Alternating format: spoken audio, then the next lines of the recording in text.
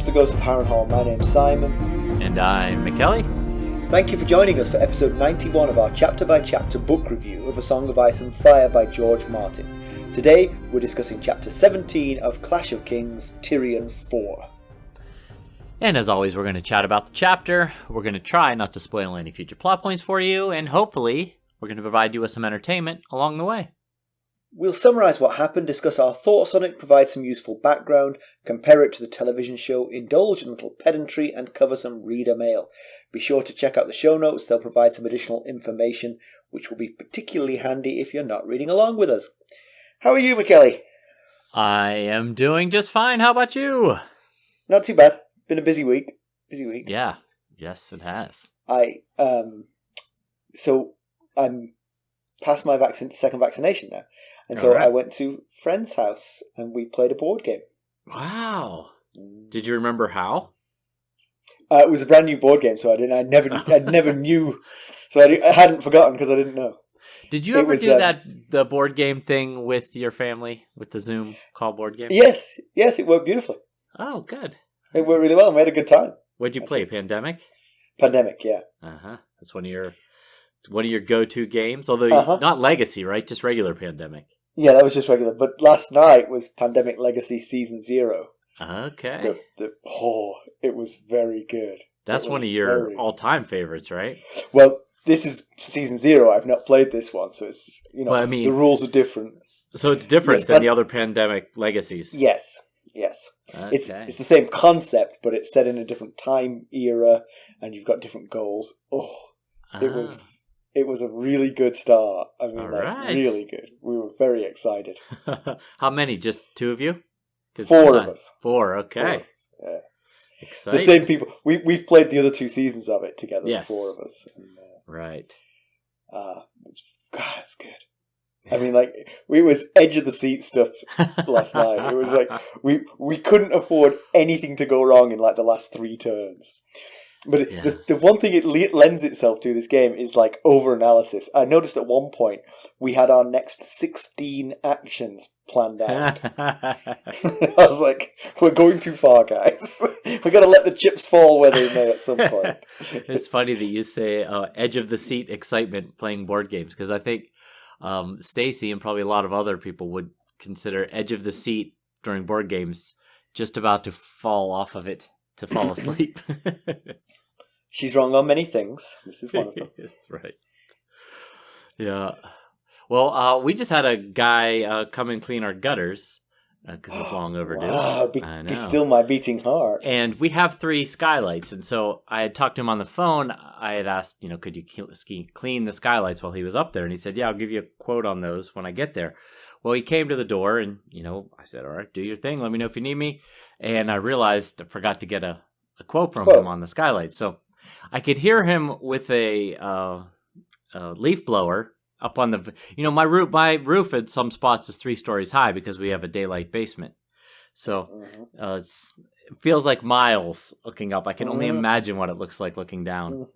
And so I'm like, oh, I can hear him. So I go out the front door and I look up and I kind of get his attention, and he's looking down at me, and he's holding himself up there with his left hand by holding a rope, and his right hand has the leaf blower blowing the leaves out of the gutters. And I'm like, oh my goodness, is that the method he uses?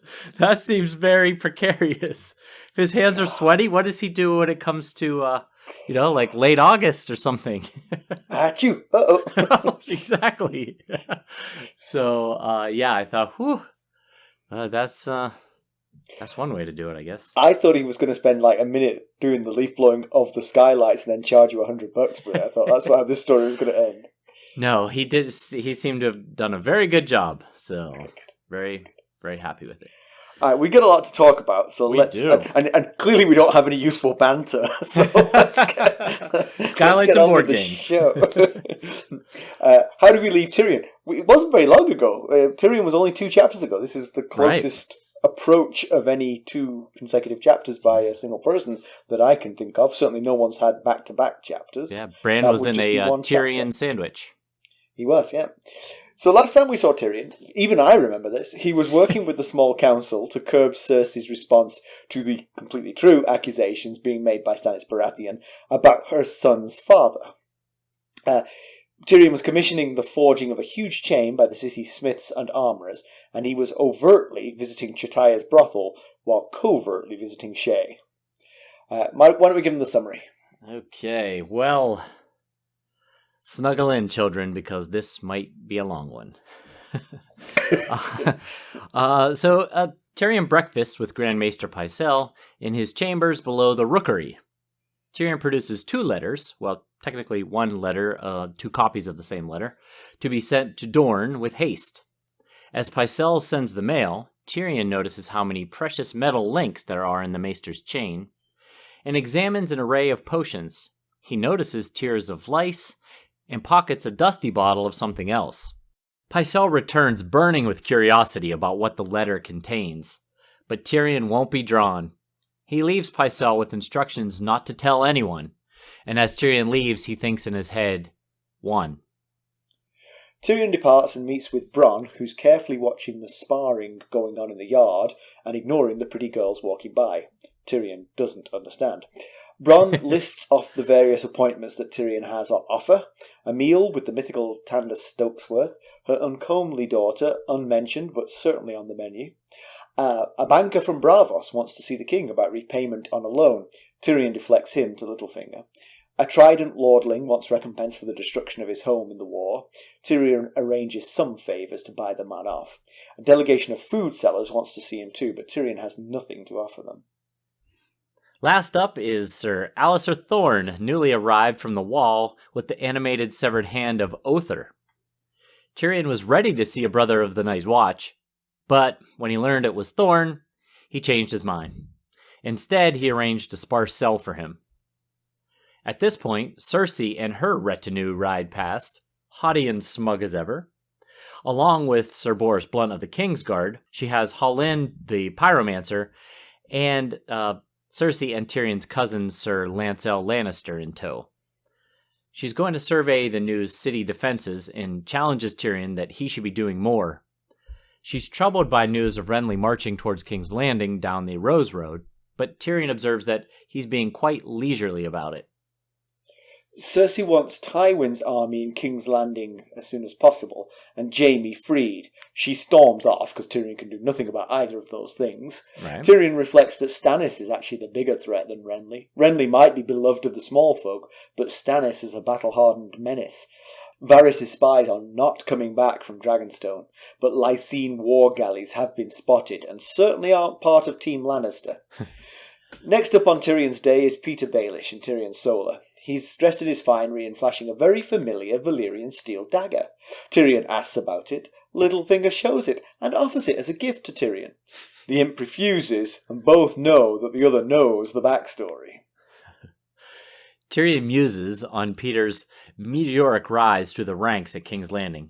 While the two talk, King Joffrey is attempting to crossbow hares that are being put in his path out in the yard below the window. Killing small animals. Perfect perfect thing for Joffrey to be doing. Yes. for someone with a personality disorder. Right. Tyrion asks Baelish to arrange a marriage between Myrcella and Robert Arynn. In return, Tyrion will provide the identity of Lysa's husband's murderer if she will send her forces to help defend King's Landing from Renly, not to oppose the Riverlands in the north, to be specific there. Tyrion will give Littlefinger Harrnehal if he can make this happen, but Cersei is not to know. She would not approve. Petyr is concerned since the last person to do a favor for the crown and be rewarded with Harrnehal is now manning the wall. But the prize is too great to pass up, so Littlefinger agrees to set off on the mission in 2 weeks' time, and as Littlefinger leaves, Tyrion thinks in his head, 2. To round out his busy morning, Tyrion is paid a visit by Lord Varys. The spider chides Tyrion for making Pycelle fret so much over the secret letter to Dorne. Tyrion offers to fill Varys in on his proposal to Doran Martell, the Lord of Dorne, but Varys says he already knows.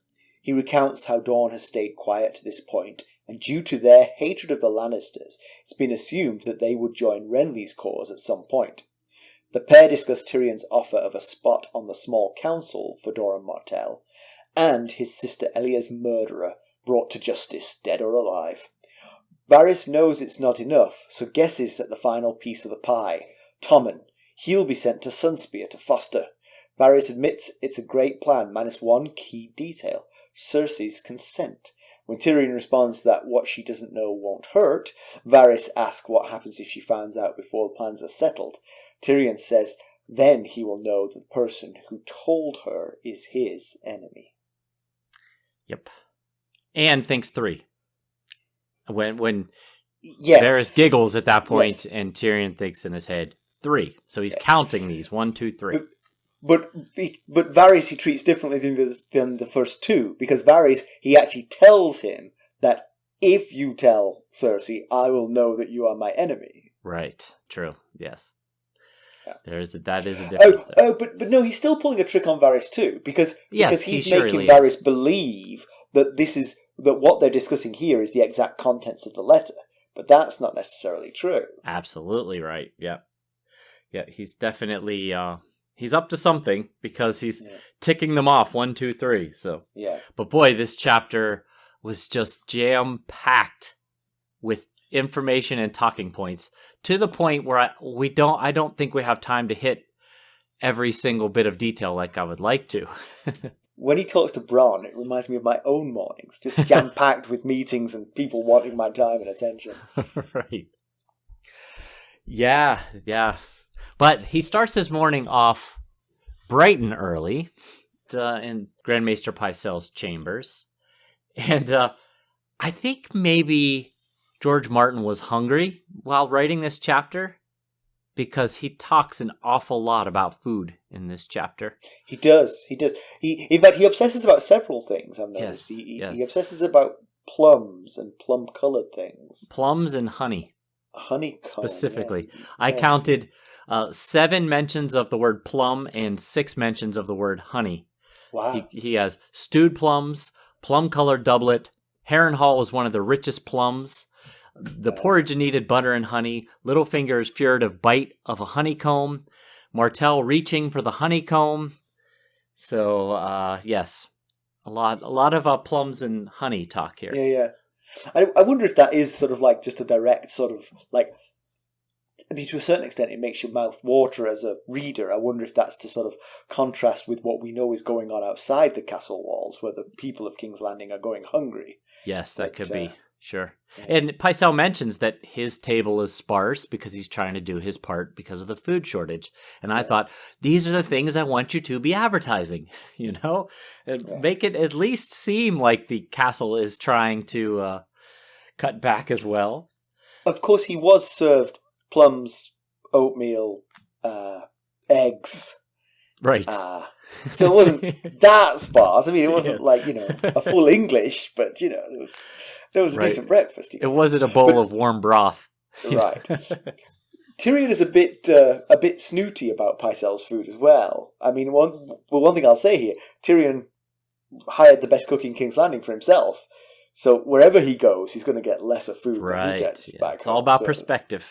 Right.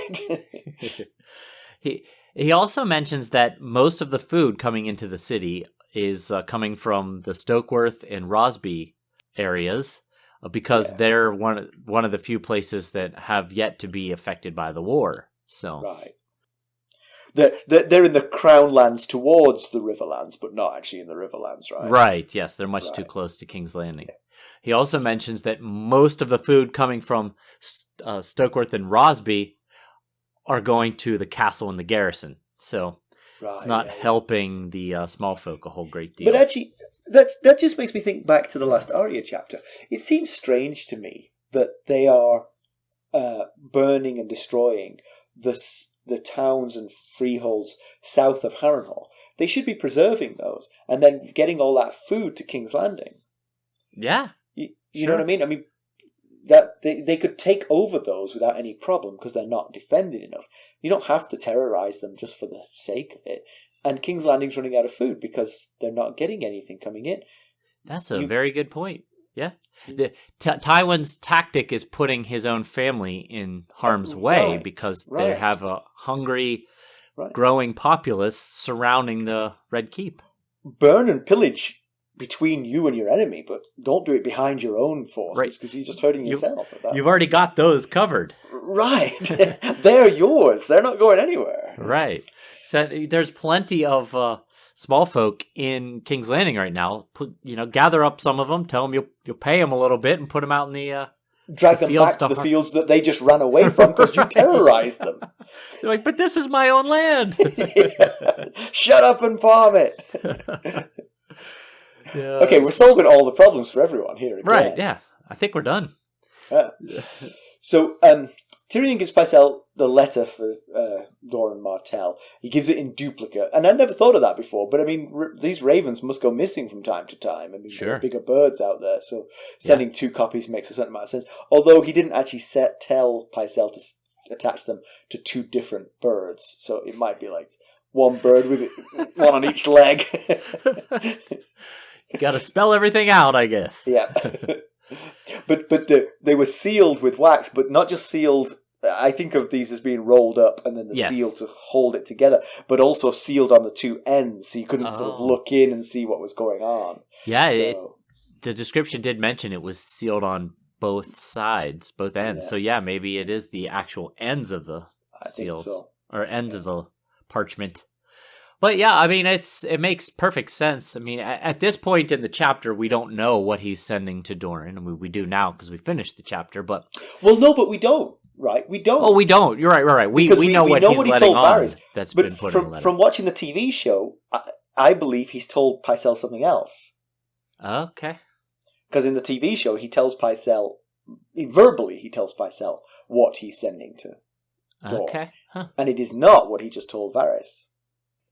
But we know one thing about the Martells. I mean, yeah, it makes sense. Martells are an untapped resource. They're just sitting there right now, waiting to be tagged in. So it certainly makes sense to reach out an olive branch. But we know that the Martells hate the Lannisters with a passion. So this olive branch needs to be more like an olive log or an entire olive tree. Which certainly a wedding to one of Cersei's children makes a certain amount of sense. I think, to be honest though, given the level of hatred, I think it has to be Joffrey. Sure, I could see that. Because he's just, they are despised, but then this basically is kind of like the getting back to where they used to be, because they used to be, the Martells were married into the Targaryens, and their daughter was set to become queen. Right. If Aerys had died, Rhaegar was still alive, yeah. Exactly. Rhaegar would have become king, she would have been queen. So now this would be sort of like getting them back to their previous status. Arrange a marriage between a Martell and Joffrey, and you've got they can say, okay, we're back to where we belong. Right. Yeah, we're skipping ahead to the end of the chapter with what I'm about to say, but so the plan is to send, or at least the plan that Tyrion lets on here, is to send Tommen to Dorne, but Arianne, Doran Martell's daughter, is like a early 20s, and Tommen is a child. So sending him to Sunspear is like, what are they going to do with him? They have to wait a while before he's. I guess they don't have to. I mean, there's marriages to little babies, like we saw at Joffrey's name day tournament, but. It would make sense that they would at least wait for him to hit his teenage years before they marry Arianne off. But then by then she'd be nearing 30. So that's true. That is very true. But like you said, marrying him off to Joffrey marrying her off to Joffrey would make a lot more sense. Yeah. Yes, in terms of both age and in terms of what you have to offer the Martells. But maybe the plan, again, jumping to the end of the chapter, the plan of sending Tommen as basically a hostage. Yes, right. Is not like, we want you to come and fight for us. It's, you've got him, stay on the sidelines. Right. It's collateral, we're trusting you here, take our youngest and hold him as collateral. Yeah. But also with the Martell, with the Arianne Martell thing is, and even Petyr Baelish. We keep skipping ahead in this chapter, but it's fine. We never said we'd have a linear discussion about right. Well, Littlefinger says that save your breath, Tyrion, if you're going to ask me to help make a trade for Jaime for Sansa, because first of all, Joffrey's not going to give up his plaything. And we've talked a little bit about this in the past. What is the point of still going forward with marrying Sansa to Joffrey at this point? Marrying Joffrey to Arianne Martell, that makes a lot of sense. Yeah. Exactly, yeah. So you need to secure whatever allies you can. Right. Yeah. So anyway. So maybe that's what's in the letter that Pycelle sent. We don't know. It was sealed. Right. One thing that Tyrion notices is that Maester Pycelle's Maester's chain has a lot of gold, silver, and platinum that they heavily outnumber the baser metals. And I think that is more about Tyrion being a Lannister and noting that the expensive metals, noticing those over the baser metals more than what they represent, because the gold, silver, and platinum, the gold equates to math and economy, because remember, when you master a subject, you form a link in your chain. Yeah. So gold is for math and economy, the silver is for medicine and healing type stuff, and the platinum has not been revealed to my knowledge yet. So, but here's my counter to that. He's just adding chains based on the stuff he's being given by Cersei. You and I have concluded that he's a lackey of Cersei Lannister. Right. We have. And of these three, the most likely to betray Tyrion's confidence. Yes. But it's interesting that gold is math and economy. Basically, every time he fleeces someone and gets money from Cersei, he forges another gold chain. That's a good point. See how good I am at the economy thing. Yeah. Look at my Mr. T chain going on here. Mr. T chain. I pity the fool. Yeah, so I didn't think it was Tyrion just having an eye for richness. I think it was Tyrion noticing that he had too many of these things, and he's clearly taking backhanders from somewhere. Huh. Yeah, I always figured you had to get approval, from the. He's the Grand Maester. Yeah, he is. He just sends him a raven. I need another gold. Yeah. Don't worry, I've got the gold. Yeah, and a couple of times I noticed that Tyrion really pulled rank on Pycelle, going back to the debates we've had about power. Right. Pycelle is old and sort of creaky, but Tyrion makes him jump up and send those letters, both simultaneously to show who's boss, but also to give him the opportunity to go and examine the poison cabinet. Right. Yeah, and then they have, when he gets back, Pycelle kind of tries everything to get Tyrion to tell him what's in the letter. He's like, well, but what about the council? And what about the king? And what about the queen regent? And Tyrion has an answer for everything. The king is 13. The queen has enough on her plate. She doesn't need to take any additional burdens on. And, he speaks with the king's voice as the hand of the king. Yep.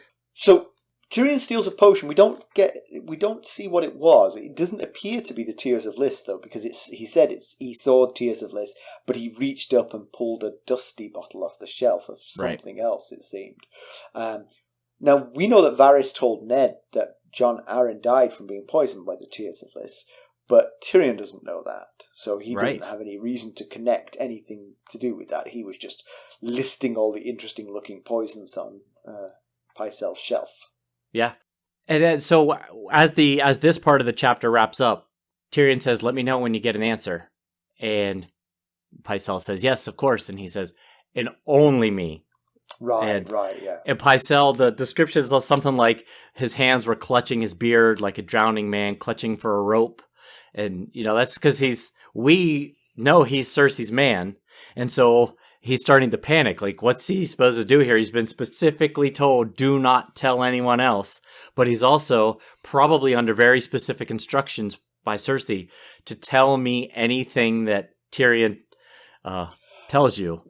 So, the point of this whole thing, the point of this whole chapter is for Tyrion to learn what we know. that Yes. Pycelle is Cersei's spy. Right. Okay? But the one thing that seems weird about this plan, that the way Tyrion's laid it out, is Pycelle has nothing to report to Cersei here. He doesn't know what he sent. Yeah. Other than the fact that a letter was sent to Dorne. Yeah. Yeah. Well, that might be enough, but I mean, what would be ideal for Tyrion is he lays out plans A, B, and C to the three of them, and then Cersei comes to him and says, "You are not doing plan B." Absolutely Right. not, because then Yes. you know. But now it's going to be a little bit ambiguous, it feels like. So, Yeah, the way I thought about it was he gave each one a certain amount of information. Pycelle only knows that their letter was sent. Littlefinger knows that he's planning on sending Myrcella to the Vale and marrying her off to little Robert. Varys, because he's got his own spies, thinks he knows everything. Thinks he knows Myrcella is going to the Vale and Tommen is going to Dorne. So I guess it depends on what amount of information Cersei comes back with. If she comes back with and says, "What was in that letter you sent to?" then it's Pycelle. Yes, and if she If he comes back and says, back Myrcella's and never only going mentions Myrcella, yes, then yeah, it's yeah. Littlefinger. And if she says, "You're not taking both my kids away from me," right, yeah. then he That's good. knows. So Varys. now I'm going to agonize until we get to the TV show about whether or not I should say what they did in the TV show, because they did it slightly differently in the TV show, and it maybe reveals what was in the letter. Okay. But I don't know, because I haven't read ahead, so maybe it's not a spoiler in the book. Anyway, so Tyrion goes on with his day. The next person he sees is Bronn, who's waiting outside. He's basically acting as Tyrion's secretary, it seems. He's sort of taking messages from people and arranging appointments. Yeah, listening to them, they're kind of walking and talking as they go. And it was a very different style of governing compared to the last chapter with Bran and Maester Lewin and Sir Roderick Cassell. The Winterfell guys seem to be taking it so much more as like personal, so much more personally, and seem to be so much more invested in the issues that they were dealing with. Now, Tyrion's dealing with a much bigger populace. I get that. And he got 30 complaints just today, where the Winterfell Brain Trust had maybe like 10 from the entire, that we heard anyway, from the entire collection of lords. And there were also lords that were coming to them. So I get there's a difference, but it felt like Tyrion was just kind of like half listening, be like, do this, do that, whatever, just make it go away. Yeah, and I think you're absolutely right. And I think as a result, Tyrion misses a couple of opportunities here. Because, well, one of them, of course, is Allister Thorne. If he talked to Allister Thorne ASAP, he could have gone, whoa, everyone, put down your weapons. We've got something more serious to deal with. Right. Yeah, and real quick about Allister Thorne is, yes, I know he and Allister Thorne crossed forks when they were eating dinner at Castle Black, and he's not a big fan of Allister Thorne, but he has to know he's there on on Jeor Mormont's business, and he's very much like Jeor Mormont, so you think he would maybe see what he wanted to show him, and then stick him in a cell while he says, let me get back to you on that. Yeah, and the other one, of course, is the visitor from the Bank of Bravos. Right. Who's come to talk to the king about the repayment of a loan. Now, he may not be Master of Coin, but given that he knows who is Master of Coin, if I was Tyrion, I would very much want to talk to that person and get some information for myself. Yes, find out what the deal is. What deal do find you out and what the deal is. Littlefinger have? Then from that point onwards, you can make a couple of plans. One is help Littlefinger to come up with a repayment plan on the loan, or B, get the hell out of there because they're in big, big trouble. That's a good point. That is a missed opportunity. You're right. Just a simple conversation with the guy, Right. Like, our Master of Coin, we'll get to him in a minute, but I just wanted to ask you a few questions. Right. He came to see the king. That's who the guy came to. He would settle for the hand of the king. Right. It's funny. Settle for the Master of Coin, probably. Tyrion says, when he says he wants to see the king, Tyrion makes the comment that as if Joffrey could count past 20. Well, one thing that I thought was kind of, I don't know, might have just been nothing. It might have been a coincidence. But while Bronn is watching, he's not watching these pretty girls walk by because he's busy watching the sparring going on in the yard. And he mentions, who's that boy over there with the checkered surcoat with the 3 eyes on the shield? The boy's name is Talad. And on as I just mentioned, on the shield, he's got 3 eyes. And it reminded me that just last chapter, Bran got a 3rd eye in his dream, and it just felt like they were really close together. Interesting, yeah. I didn't notice that, but that's very true. I don't know what it means, but... No. Maybe Bran is watching this fight. Maybe Bran is watching the pretty girls go by. That's why the guy keeps making the same moves over and over again. Exactly. He's not paying any attention. Just going through the motions, like, look at those girls.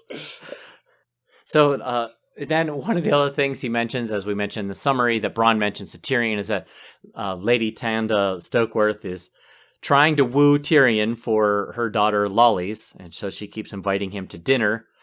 And remember, last Tyrion chapter, we mentioned that she was calling him as he was leaving the small council chamber, and he was ignoring her. So maybe that's why she was calling him, is to invite him to dinner. Oh, yes, probably it was. But also, apparently, she's moved on from Littlefinger. Because remember, earlier in the Game of Thrones, she was trying to woo Littlefinger as well. So I guess she's moved on to Tyrion. So the other group that visited was was a group of bakers and basically food sellers from the city. They're obviously looking for more food because they're obviously not able to feed the people, and they reported to Bronn, he's reporting on to Tyrion, that a baker was roasted in his own oven the day before for charging too much for bread. Tyrion asks, well, was he? And Bronn says, well, he's not really in a position to deny it at this point, you know. He's oddly silent about it. Yeah. Yeah, it's definitely a concern. So Tyrion's concern is that they're going to create traitors within the city walls. If there's an enemy that marches on King's Landing, these traitors will then, rebel and cause that goes problems. very much to the next conversation he has with Cersei, in fact. Yes, right. So, and it shows that, like I had said in the last Tyrion chapter, his efforts of allowing as much hunting as you want in the Kingswood and building fishing boats is just not cutting it for the amount of people that are starving, unfortunately. Yeah. And, I was thinking about Joffrey as king, and Joffrey, of all currently 4 kings, is uniquely unprepared to understand the plight of starving small folk. Because Stannis and Renly both survived the siege at Storm's End, where they almost starved to death. Robb Stark is Ned's son, and so therefore you would imagine he's pretty sympathetic to the small folk. But also, we've seen him allow the River Lords to return to their homes to protect their families and their holdfasts and stuff. And it just goes back to the riddle of the power lies where the people believe it lies. And if they no longer believe the power lies in the king, 500,000 small folk make for one really big folk. Right, or if they become so hungry that they no longer care to believe the lie. Even if they still believe it, their empty belly will overrule the lie at some point. Absolutely, yep. So Cersei rides up. She's angry with Tyrion as usual. This time it's because of how he handled Janos Slynt. Yeah, I'm guessing... Yeah, I know what you're going to say. I'm guessing that has more to do with him overruling her promotion of Slynt than her actual caring about Slynt. Yeah. So her travelling companions comprise Sir Boros Blunt of the Kingsguard, who we know was the one who beats Sansa without hesitation or remorse, so he's a nice guy. Balon Swan, who was in the top 3 of the archery to Joffrey's Name Day tournament. He was top 3 at the Hands Name Day tournament, but he did participate in Joffrey's Name Day tournament as well. Oh, I'm sorry. I think he knocked Janos Slynt's son Morris off his horse. Right. I think he jousted at Joffrey's name. Yeah, because they never even finished at that tournament. Right. Yeah. But he's also the one that made the joke at the Stokeworth dinner about, I think it was Giles Rosby said, gave a toast to the king, and Balin Swad said something like, "We're going to need 3 toasts then," or something like that. And Varys told Tyrion that, and Tyrion's like, "Listen, I'm not going to get into dealing with those kind of situations." I wonder if Tyrion feels a sort of frisson of, I'm glad he's friends with you, Cersei, because he makes jokes about you behind your back. Maybe.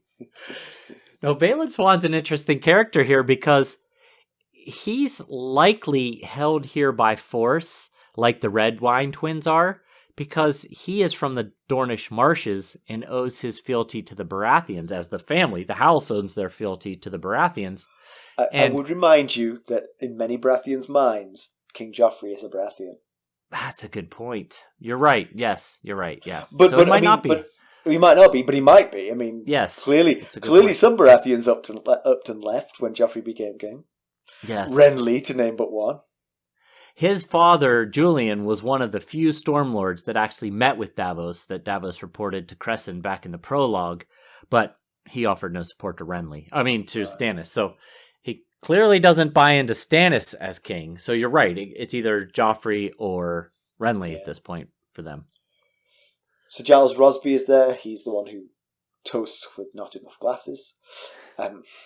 Halline is the pyromancer from the Alchemist Guild.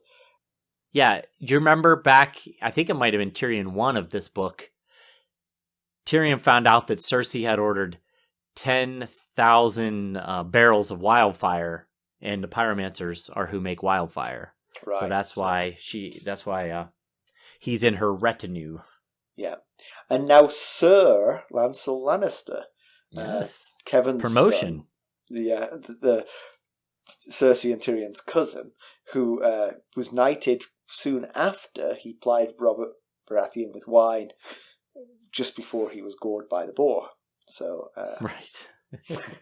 further fuel to the fire that was being done on purpose, I would say. Yes. So Cersei's off to view the defences. She doesn't care about the small folk, but she definitely wants to not lose any ensuing battle. She's mad that Tyrion isn't working harder on the city's defences. Of course, Tyrion is working on the city's defences, I assume, unless he just wants a big chain for no reason. Yeah, it does feel like that is a defensive measure. We don't know what yet, but certainly feels it. He's going to wrap it around Pycelle's neck.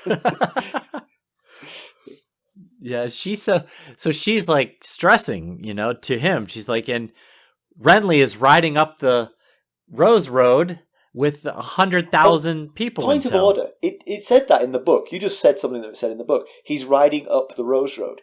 But given that they're coming from the Reach and they're heading to King's Landing, which is at the sea, that would be down. Oh, they would be coming down the Rose Road. I mean, you would naturally describe it as up or down depending on its angle. And right. When I do it, I usually do it based on map location. North, south, east, north, west, and south. Yes, yeah. But it's pretty much. I mean, the Rose Road is mostly east-west, right? It's probably heading slightly north. Yes, they'll be heading northeast as it goes to King's Landing, right? But it is going downhill, so I think that should say down. Yes, good point. It's a good point there. But she's panicked that there's, he's got an army of 100,000 at his back. And, well, first of all, I thought, is there anybody that could realistically pick out a crowd of 100,000 at that, in Westeros at the moment? Like, that's got to just be a general estimation. You got to do it statistically. What you got to do is you got to make a point. Count how many go past in 30 seconds. And then count how long it takes the whole retinue to go past. See? And then multiply it up, you see. That's the way you do that. This is why we have Dr. Simon McGrother on our show. It wouldn't be deadly accurate, but it'd be more accurate than going 1, 2... Hold still. Yeah, yep. That's how you do it. So Tyrion points out that Renly's not a great danger at the moment because he's taking such a leisurely place towards King's Landing. He's feasting at every castle. He holds a court at every crossroads. He seems to be just enjoying the sort of like the fun and trappings of this rather than actually trying to get down to the business of winning the realm, which is a little bit stupid, to be honest, because King's Landing is ripe right now for the taking. Yes. And there is, I mean, Tywin Lannister, we haven't heard from him this whole book, yeah? But he must be feeling some pressure to go and save his 2 not captured children from death and dismemberment at the hands of 100,000 Baratheon supporters. And, as you said, the 500,000 starving small folk who are going to turn on, who are going to support Renly's claim as soon as he arrives. Yes, you're right. You're right.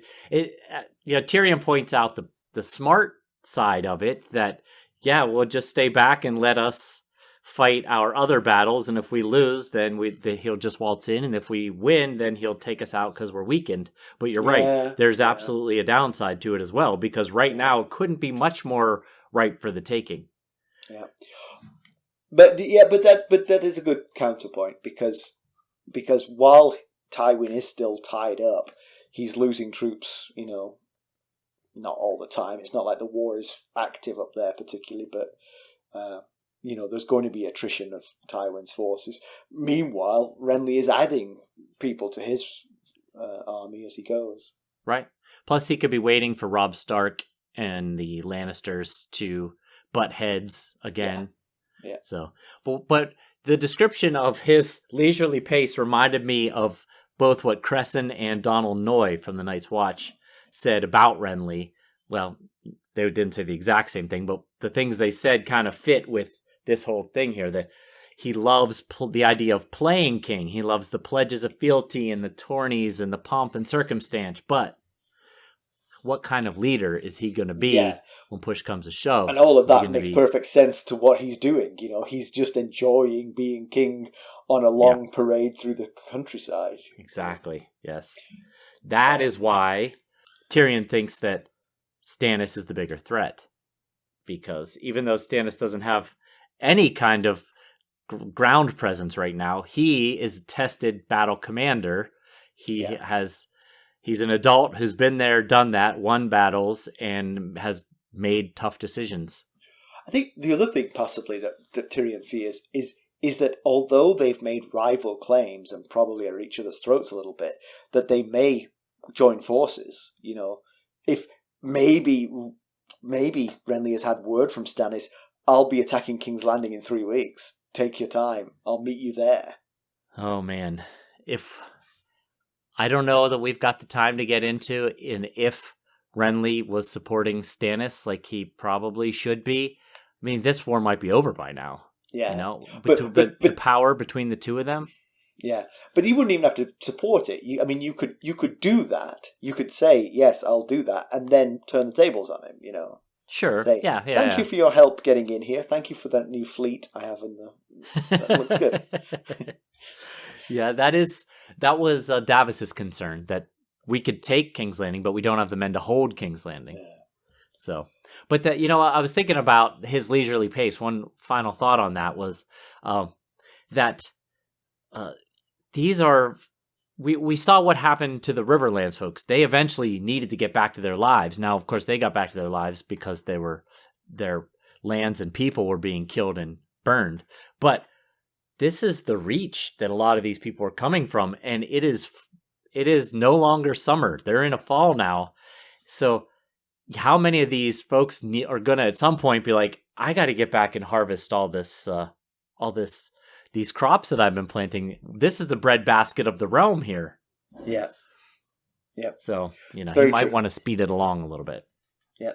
So Renly's force is made up of Storm's End and Highguard, and 100,000 seems like probably an exaggeration, but possibly the largest and strongest army of the 4 rival kings. And like we said, if he comes together with Stannis, they could crush King's Landing between them. Cersei says the only family from the Reach that's not declared for Renly is the Red Wines, and that's because she's got the twins.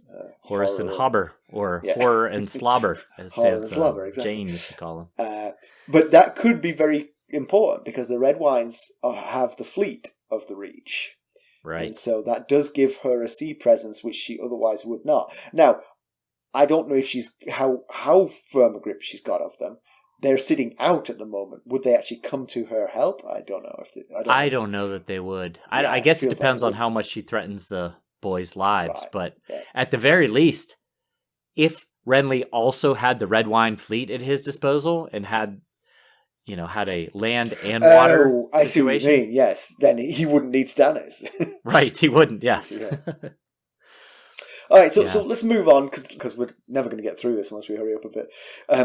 Next, he meets with Littlefinger in Tyrion's own Tower of the Hand. He offers Littlefinger a drink, and Littlefinger points out that if you have a drink with little Tyrion, you can end up on the wall. Yes. So he's not doing that. They No. spar a little bit over the dagger. Petyr Baelish offers it to Tyrion. "Yours if you like." And Tyrion replies, "Mine? No, think not. Never mine." Yes.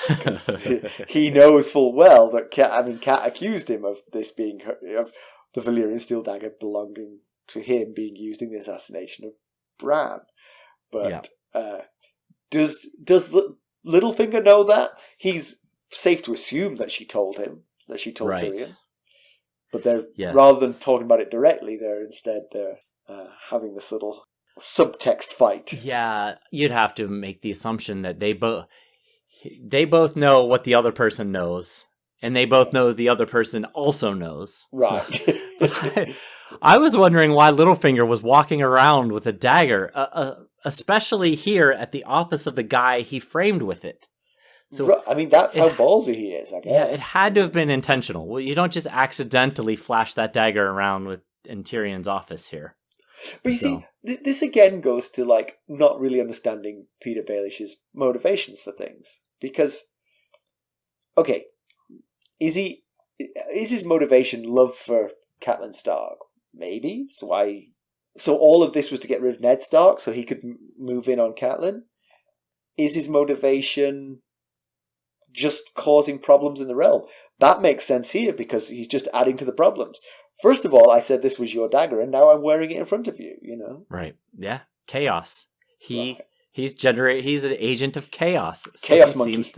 Yes. So Tyrion asks how close Littlefinger was to the Tully girls, and Littlefinger says that he had their maidenheads, which I'm not sure that Lysa and Cat would say that was the truth.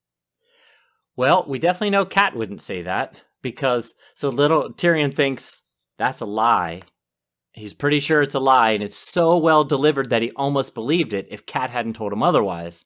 And back in the chapter where they were making their way up through the Mountains of the Moon, Tyrion told her that Petyr lied about him owning the dagger, and she said, "Why would Petyr lie to me?" And he said, "You of all people should know about his lies." And when she questioned what that meant, he said, "All of the court at the Red Keep has heard of how he's taken your maidenhead. And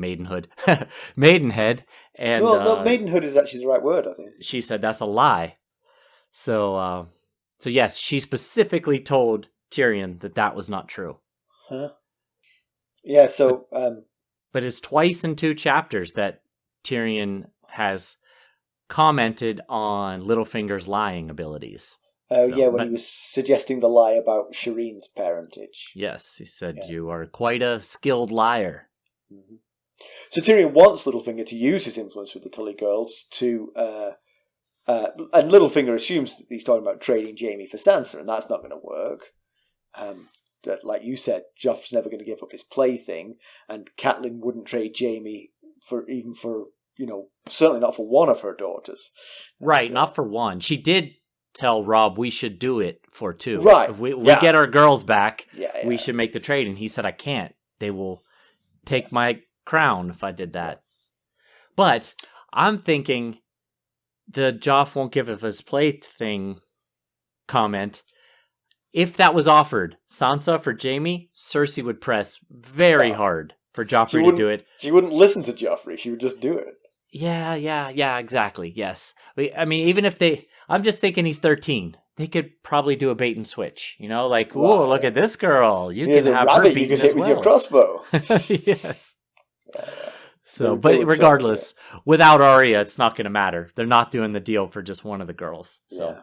So the second part of what he would give to Lysa, well, okay, there's 2 parts to what Tyrion is offering Lysa. One is the identity of Jon Arryn's true killer. We don't know who it is yet. I'm not sure Tyrion knows who it is yet. Right. But the other one is Tommen as got Myrcella. mixed up. Yeah. Myrcella to marry Robert, to go as again a ward hostage to the Vale, and to ultimately marry little Robert. Pretty good deal if she can get over her all Lannisters are murderers thing. Yes. Right. Well, that's the thing. Yeah, she's going to blame Myrcella when she gets there. Yeah, exactly. Isn't she, right? She's already claimed, she's already accused Cersei and Tyrion. And we're pretty sure we've got our heavy doubts about Cersei because she confessed a whole bunch of stuff to Ned, including incest and that the kids were not Robert's, but she did not confess to killing Jon Arryn. So, and, we've had we've heard things said about Varys that were incriminating, like when Illyrio back in the dungeon when Arya was listening said, if one hand can die, why not another? You've danced this dance before, my friend. So, can't rule him out. And as we've mentioned before, you can't entirely rule out the grieving wife either, because we've seen how she behaves around little Robert. And there was the prospect of losing him to be fostered somewhere else. Yeah, he was going to be fostered on Dragonstone with Stannis. Now, whether you kill your spouse over it, I don't know, but we've seen her with Robert. She's intense. So I can think of a couple of spouses who definitely would. But it also could be someone we haven't thought of yet. So true. But all this is to not. They don't want. It's not about fighting the Tullys or the Starks. He knows, which of course she would say no to, no matter what. Right. Yes. She's definitely not going to do that. He said we've got plenty of enemies, so this is all about getting the Knights of the Vale to help against Renly and or Stannis. And he also, one little final cherry on the top is he promises to make little Robert Warden of the East, which currently is Jaime designation. Yes, always should have been Robert Arryn. We know that. Yes. So Littlefinger, of course, wants to know what's in it for him, and Tyrion offers him Harrnehal and Lord Protector of the Trident. So Littlefinger's a little bit puzzled. You'd make me one of the greatest lords in the realm, which is what I would think too. Like, This isn't that big a deal. I mean, sure, I'm brokering something that's really going to tip the balance of this war, but you're offering me an awful lot for that. You're offering me the same thing you offered Janos Slynt. Yes, and we saw what happened to Janos. Yeah. Yeah, exactly. It's definitely it seems like it's too good to be true. And this is coming from the same guy. This offer is coming from the same guy who knows that you set him up, got him captured and almost killed. And you know that. Right. But yet, as Tyrion puts it, he looked like a boy that had taken a bite out of a honeycomb. He was trying to watch for the bees, but the honey was just too sweet. Right.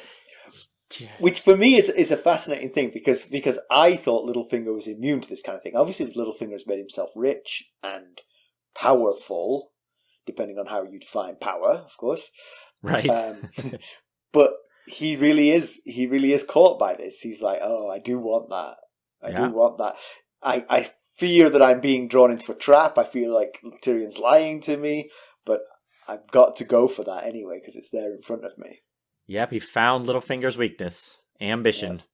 Yep. He came from nothing. He came from the tiniest, the smallest of small lords, and he's made quite the rise. And he's an ambitious guy. So he says, "I'll do it. Give me 2 weeks, and I'll do it." So next up is Varys.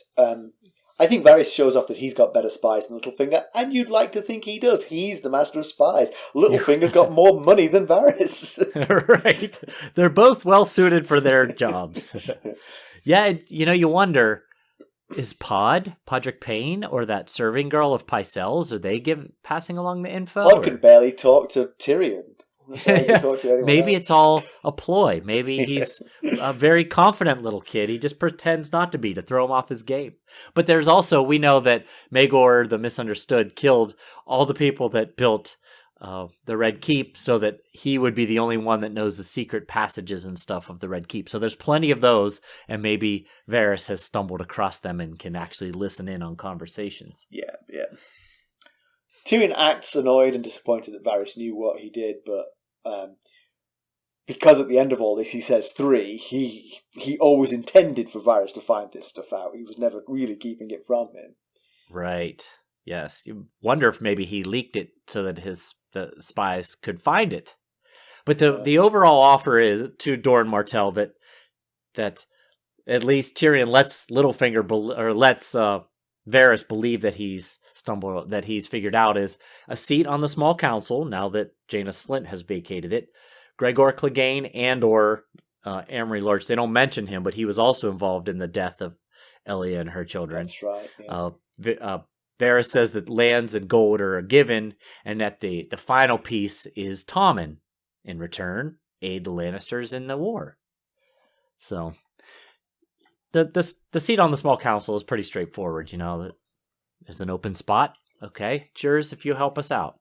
But I wonder if he's run all this stuff past Tywin at all, because there's a lot of commitments being made here, and one of them is one of Tywin's lead henchmen, Gregor Clegane, is going to be turned over to the Martells, and pleasant things won't happen to him here. So, right, but I would, again, a lot of this plan is not necessarily to be enacted. It's just to catch the spy. It's just to catch whoever Cersei's spy is. Yes. But the flip side of that is this: if Tywin Lannister is a cold, calculating, hard man, if you tell him, "Hey, the mountain has to die, but that will get us 50,000 Dornish troops," Tywin would cut the mountain's heart out there and then in front of everyone.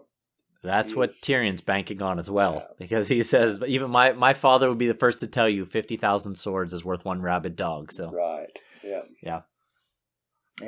They think that prying the Tommen, who they both think is a good boy, away from Cersei and Joffrey now, could give him the opportunity to grow into a good man. So that's possibly a fringe benefit of this. Right. Yes. And as Varys points out, he's also currently heir to Joffrey's throne, and it would be a shame if something unfortunate were to befall Joffrey. So, yes, it would be a shame.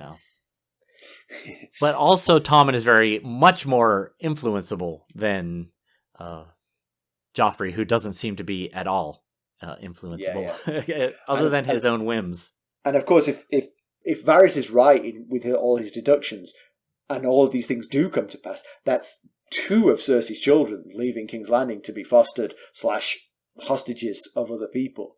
She is not going to go for that, and she's not going to be happy with it. No, she's not. I was wondering if Tyrion might need Tywin to step in as father and say, sorry, this is what has to happen, because I don't know if Tyrion has the power over Cersei to get these 2 things pulled off, if it's actually the plan, of course.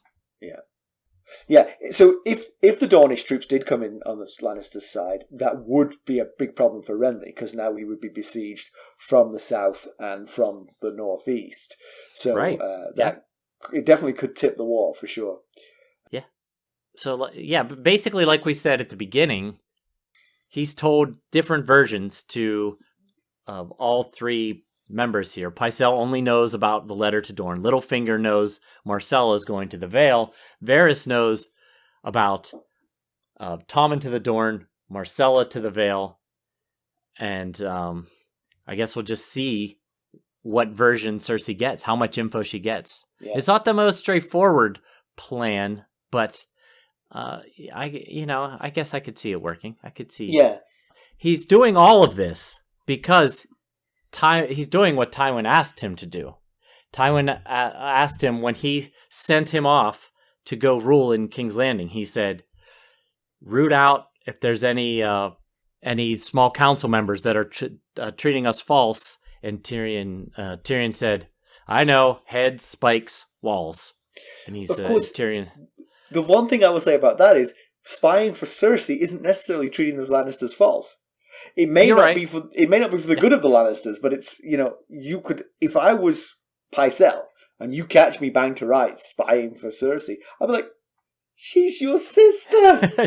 She's a Lannister. I'm supposed to do this stuff. The people who didn't betray you to Cersei are the traitors, not me. Yes, that's right. Yeah, good point. All right, so to background, what have you got for us, Mackelly? Well, have you ever wondered how it came to be that the son of one of the smallest of small lords, according to Tyrion's wording, ended up being fostered alongside the children of Hoster Tully, the Lord Paramount of the Trident? Well, now you mention it. Well, let me back up a bit and I'll tell you.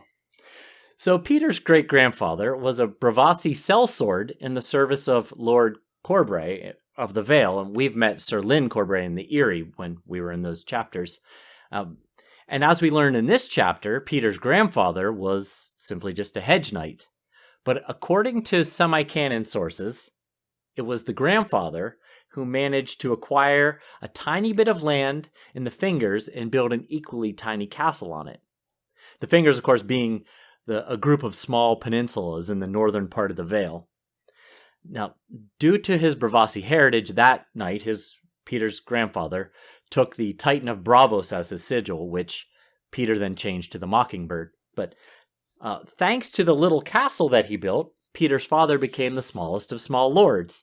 And so here's how we get to where we're going. So Petyr's father participated in the War of the Ninepenny Kings, and during the campaign, he befriended none other than Hoster Tully. And it was that friendship that led to Petyr being sent to be fostered as a ward at Riverrun. There you go. Tyrion mentions that Tyrion actually thinks through Petyr Baelish's meteoric rise since he's arrived in King's Landing, and how he's used his power and influence to get people who are loyal to him in various positions of power. And one of the ones he mentions is that there are 4 keepers of the keys, and they are selected by the Master of Coin. So they're all 4 keepers of the keys are now Petyr Baelish loyalists. Right.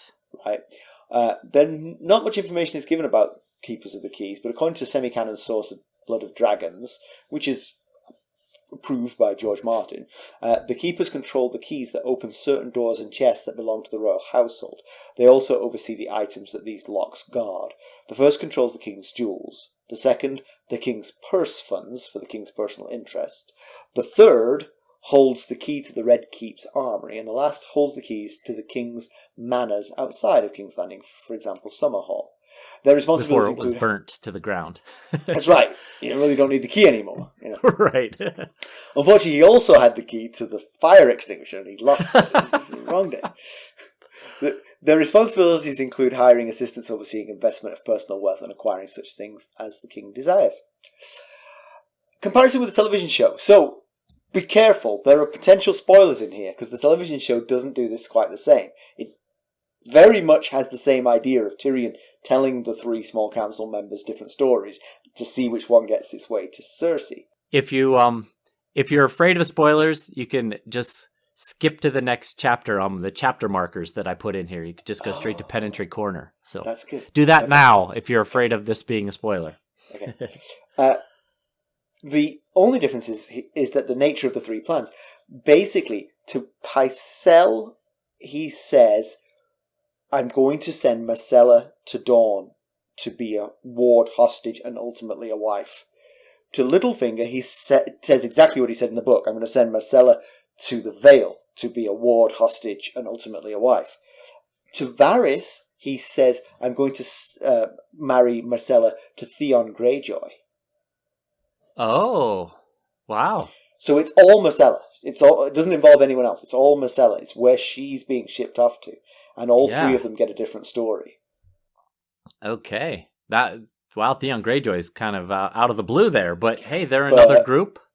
They are, again, the naval thing. The naval thing becomes an issue, see, and that's why That's why he's able to sell that to Varys as an idea, because it does make a certain amount of sense. Yes. I think the red wines are kind of dropped from the TV show, so you need that. Oh, okay. Yeah. I get you. All right, to Pedantry Corner. The Tears of Lys bothers me here just a little bit. On the one hand, it could be just further evidence of Pycelle's blatant perfidy, because he denied any knowledge of a poison that could possibly cause the symptoms that, whilst having a bottle of it on his shelf. So that's the only explanation I can have. Otherwise, it's kind of like it doesn't make any sense. So that must be the answer. It's not a mistake by George Martin. It's just that Pycelle is a liar. Yes. back in the chapter when he and Ned were talking about this, way back in the Game of Thrones, Pycelle at first said he was certain that it was illness that killed Jon Arryn. And then when Ned brought up poison, he was like, seemed really surprised by the idea and said, this is not the Free Cities. And then he said something like, all of the hedge maesters know the common signs of poison or something like that. And Jon Arryn didn't display any of such signs. But then we learned from Varys later that Tears of Lice has a different set of side effects, or symptoms, I mean. And you would think, as Pycelle has it on his shelf here, he would know what those symptoms are. Right. I mean, for instance, I'm not sort of like, encouraging him to be like a euthanizing Nazi, but there are people in King's Landing who get put to death. I'm sure that if you, as Grand Maester, said, I would really like to find out how this stuff works. I have no idea what happens. They would give you one of those people, like 1 drop, 2 drops. Let's see what happens. So yeah, it just doesn't make any sense to me that he wouldn't know how it works and what its effects were. So, right. But he could have been lying. He could have been dissembling. Yep. I get you. I follow you. He could have been dissembling, is what I tried to say there. News and notes. I get to read these most often. Why don't you read this one? Well, we don't have any, actual news and notes this chapter. No, but we have a nice review. We do have a nice review, and this is already running pretty long, so it's probably good that we don't have a bunch of news and notes. So we'll get straight to the review, and this review comes from Ellie11296 from Apple Podcasts. And it's titled, Great Podcast, so I like it already. Following along with the podcast while reading the book, listening to the corresponding episodes to the chapters I have read. Great way to experience the series on episode 13 of the podcast. Keep going, Ellie. It gets better and better. That's right. I think she's probably in the minority group of our group of listeners. Most of them are either already listened to it all or just listening to it through us. The reading along folks, I'm glad to see that they're reading along folks out there. That's really cool. All right, let's draw this one to a conclusion. I'm not sure this plan will work. I suspect that all 3 of these guys are going to blab to Cersei in one way or another, to a certain extent. And Varys in particular could go, well, Cersei, did you hear? And she goes, yes, I did. Right.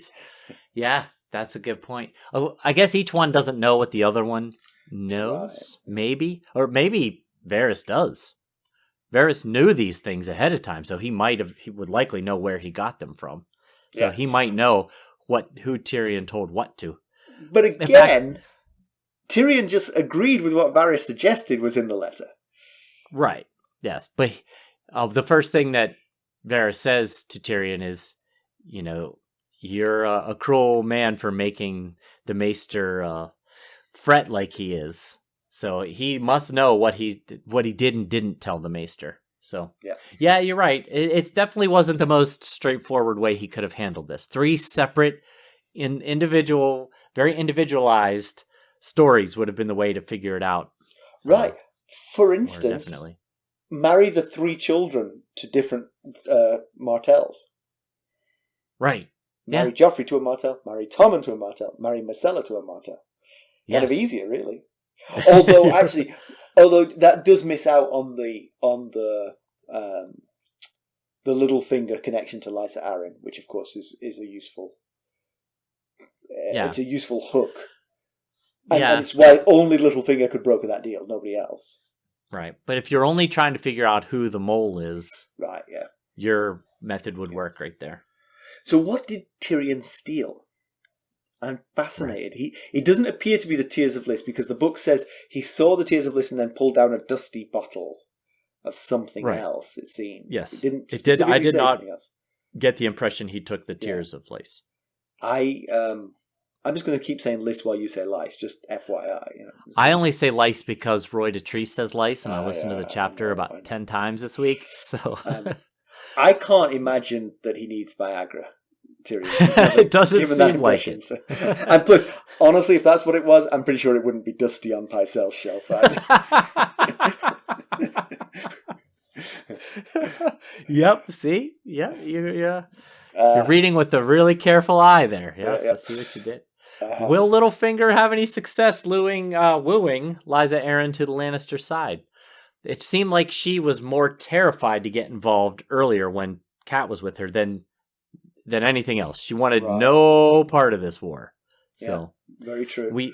We don't know their relationship, Lysa and Littlefingers, yet. We don't know anything about it, but we know Cat had absolutely no luck trying to get Lysa to join the family cause. I'm going to bet my bottom dollar their relationship is not what Littlefinger describes it to be.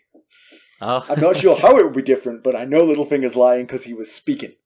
But yeah, even if he doesn't have success getting them into the war on the Lannister side, if he can just keep them out of joining the Tully Stark cause, then that helps some. Because and actually, it's not a bad outcome for Lysa. I mean, the tricky part is sending off your troops to fight for the Lannisters, which is never going to be very popular with the people of the Vale.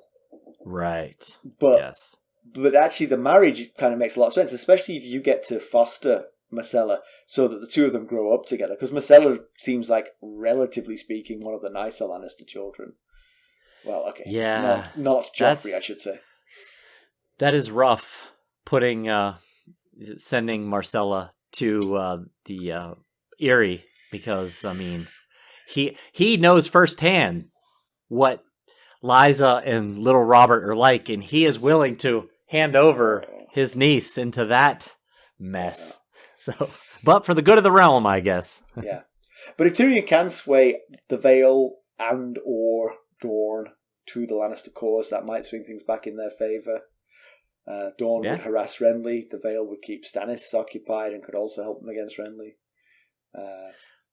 Give Tywin's new army in Lannisport time to form. Yeah, and then those two, Tywin's army and the new Lannisport army, would have Robb surrounded, kind of. Yeah. But what happens if Cersei finds out about this plan? She already hates Tyrion, and she loves her kids. See, Tyrion has come up with a fantastic plan to root out Cersei's mole, but he's forgotten that he will be murdered in his sleep by Cersei when she finds out, and he won't have any opportunity to act on his newfound information.